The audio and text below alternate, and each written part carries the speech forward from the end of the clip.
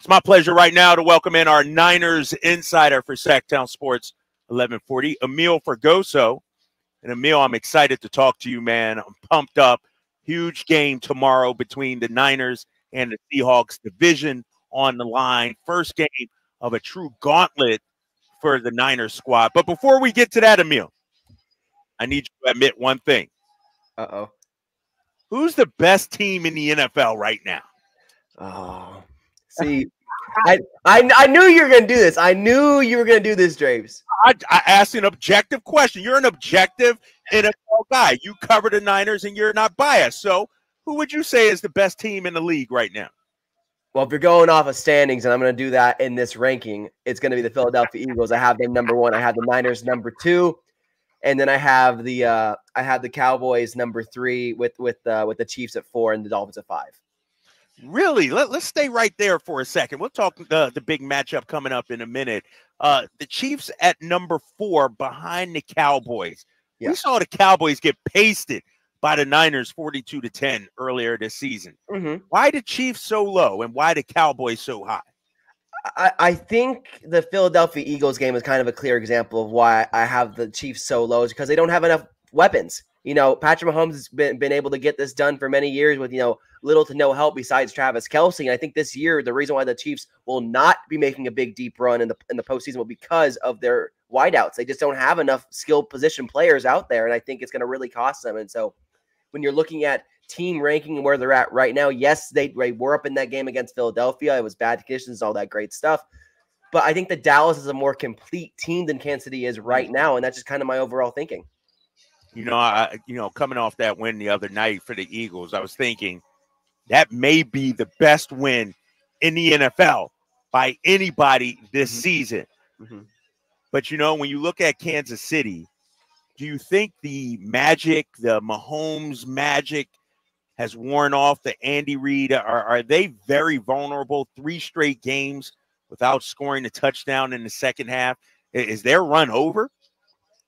Over, no. I think it's kind of on a standstill right now. I still think if they had actual wide receivers out there, enough, people, Mahomes made the right plays to get it done on Monday night, and just, MVS Marquise Valdez-Scantling dropped the pass, a deep ball, very similar to Emmanuel Sanders back in the day with the 49ers, Jimmy Garoppolo. And then he had that comeback route, the 20-yard fourth down comeback route.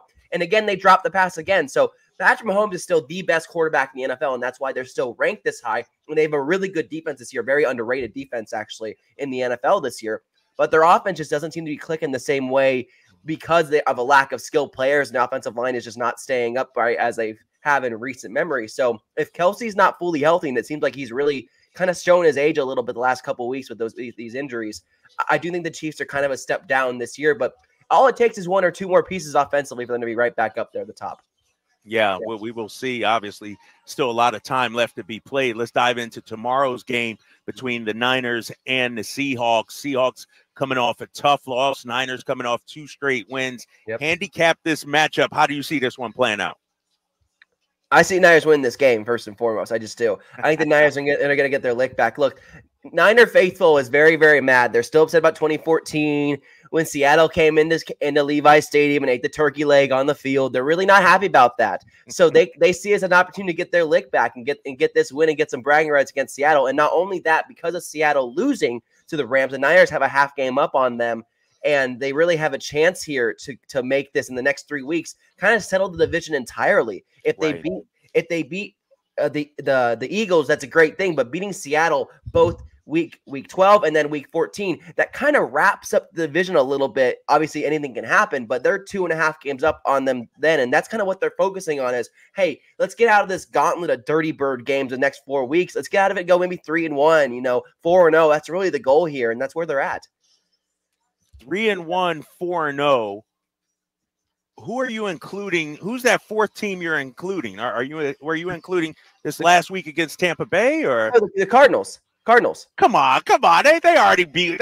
Mark that down, Amil. You know that. Come on. That's already a W, right?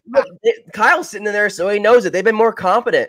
They've been more competent against him. They took the Texans to a close game last week, and they kind of learned. Look, Ledbetter, I get it. I understand.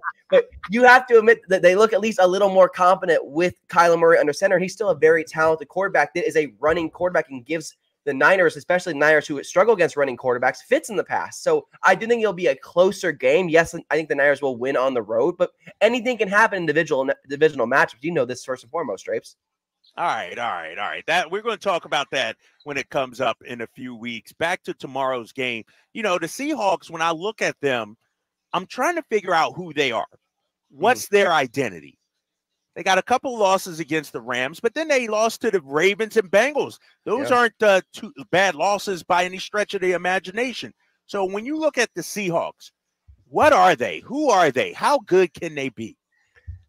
Yeah, I kind of compared the Seahawks to the Minnesota Vikings of the NFC West, especially last year. Of like, they're good enough to like be a playoff contention, but are they good enough to go all the way? I just don't think so.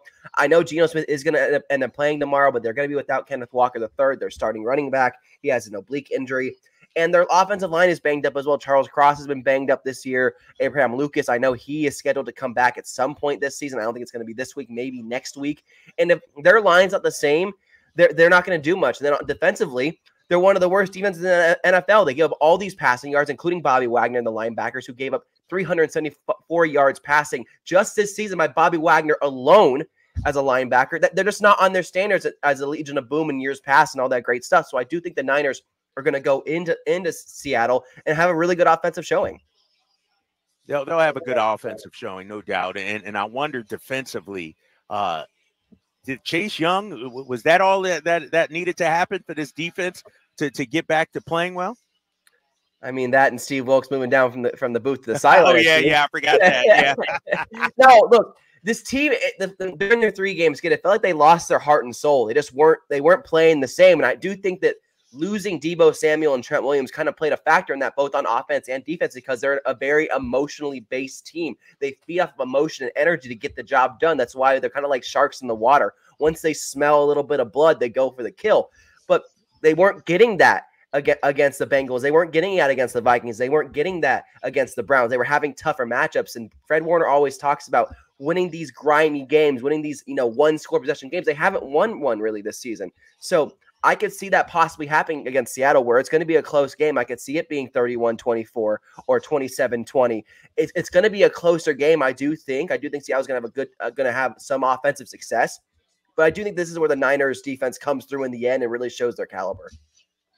You mentioned some of the Seahawks injuries.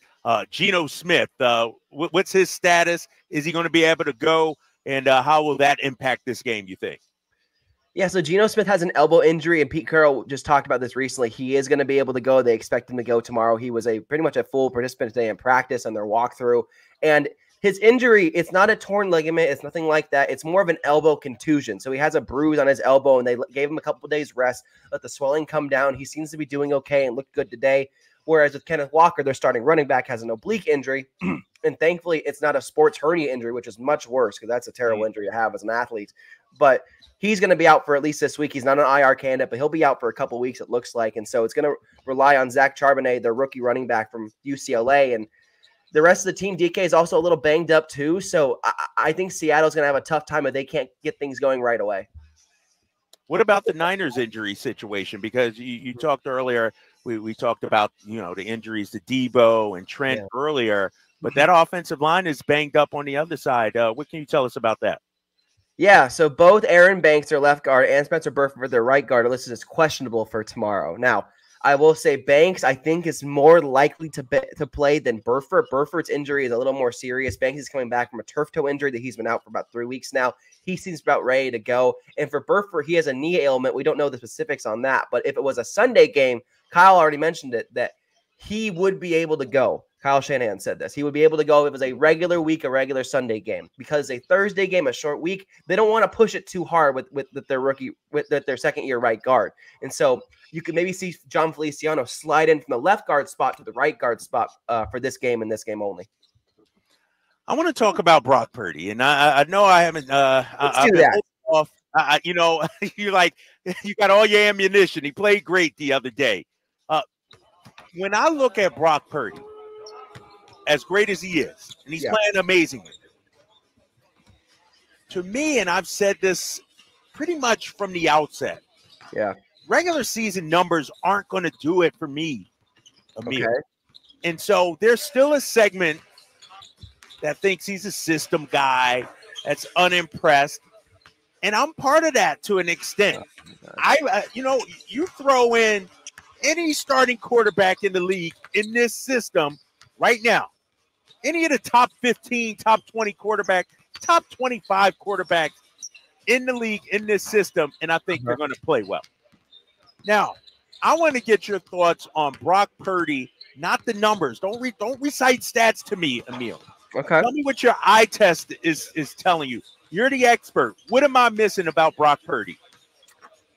He's the real freaking deal, Kyle. He's the real freaking deal. I'm just being honest with you. And this is not even speaking from just how when he came on as a starter week 13 against the Dolphins last year and week 14 against the Buccaneers when he had that breakout game. I saw glimpses of really good football and really good quarterback play when they played the Packers in preseason of 2022 when Trey Lance was going to be the quarterback, when Jimmy Garoppolo was going to be the quarterback. Forget Brock Purdy, the last pick in the draft, beat out a veteran and Nate Sudfeld to get the third-string scout team job.